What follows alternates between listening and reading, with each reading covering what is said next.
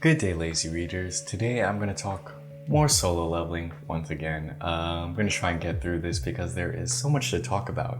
But today I'm going to talk about the Arise scene. So you'll know what I'm talking about. This is easily one of the dopest scenes or chapters in the entire manhwa, in my opinion, because it gets you so excited about what's to come and you understand how strong our MC gets.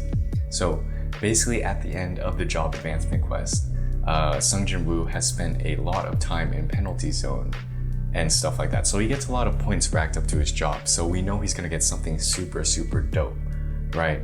He ends up getting what's called necromancer. At first, he himself is extremely disappointed because he has not been playing like a mage. He's basically been playing like an assassin or a warrior or something like that. So for him to get necromancer is extremely weird to him. But when he tries to refuse the quest, he realizes that it's a hidden class, meaning that it's special in some sort of way. So to get this for a first job is like really good, right? There's probably some special features that come with it that make him unique and it stands out. But the reason why it's so cool is because necromancer in general suits his playing style or his fighting style the most, especially as a character, right? Sung Jin-woo is like this solo playing character.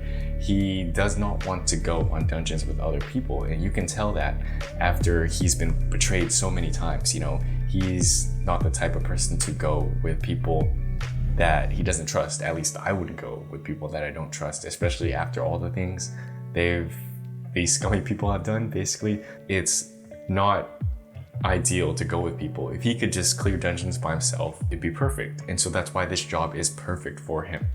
He starts to think about it a bit and then he realizes how good this job actually is. What's cool about the character description is that underneath it says never needs another's help again, basically. So it's like the epitome of just a solo guy's class, you know what I mean?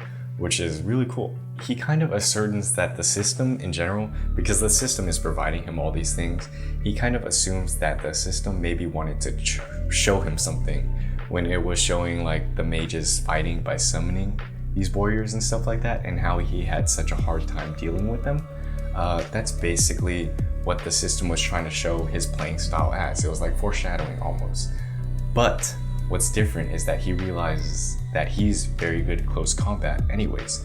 So if he has a bunch of summoned warriors that are really strong, but he himself is also very strong, he's basically invincible. So he decides, he just says fuck it and he goes with it.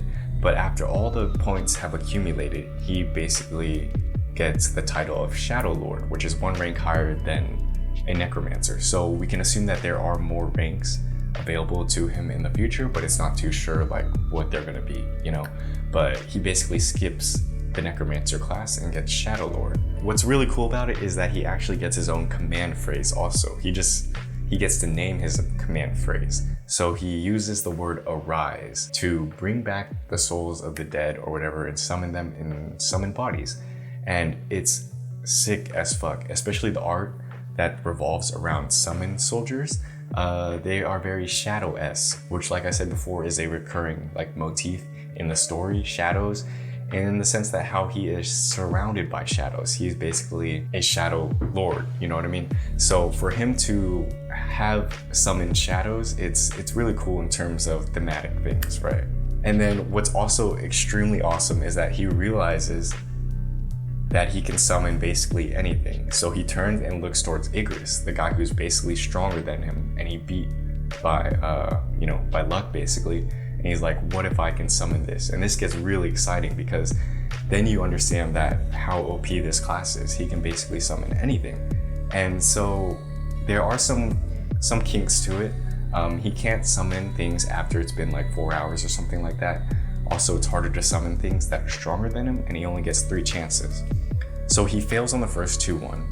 And then on the third one, he kind of talks to Igris's dead body. He's like, quit serving like a dead king or whatever, an empty throne, and serve me instead, which is very suggestive on the whole king thing, but it's also very suggestive on like that he can somewhat communicate with the dead almost. It's very necromancer-y to talk to the dead like that. So that's pretty cool. He eventually does awaken Igris, and he gets to name higher level shadows, which is pretty cool too. And instead of being like normal, they have their own color palette, which is like blue and black, or purple and black later on. But it's pretty dope because now Igris is like even cooler looking. I didn't think they could make him look even better, but I honestly think he looks better as a shadow than he did before. At the end, the chapter kind of ends with them all kneeling towards him.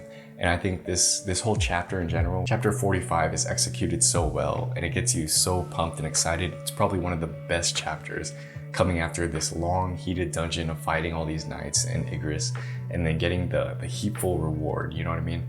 The necromancer class, and being able to do all these things is so...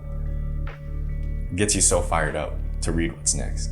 So basically, you know how strong he is now. He has Igris, which is on the level of like a high A rank hunter, or even stronger S rank maybe. He can basically clear all dungeons on his own and stuff like that. Our MC is pretty badass now. Let me know what you guys thought of this chapter, what you think about his class and how it fits the whole schema of solo leveling and stuff. And yeah, if you like this video, please do like, please subscribe for more videos and stuff like that. And I'll see you guys in another video. Later.